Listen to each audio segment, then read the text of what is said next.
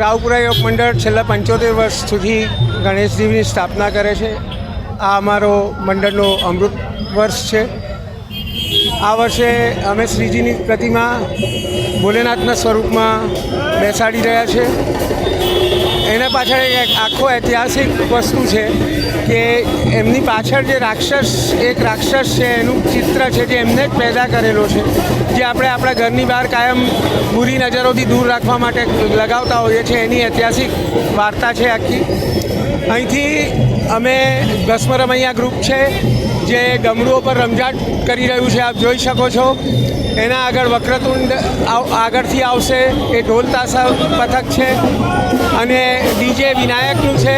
આખી વડોદરા નગરી આજે ભક્તિમય ભાવથી રંગાઈ રહી છે.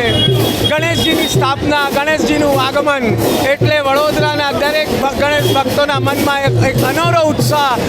દાદાની પધરામણી, દાદાનું વિસર્જન, એક અલગ માહોલ હવે છેલ્લા 1-1.5 મહિના વડોદરા નગરીમાં, સંસ્કારી નગરીમાં રહેવાનો છે.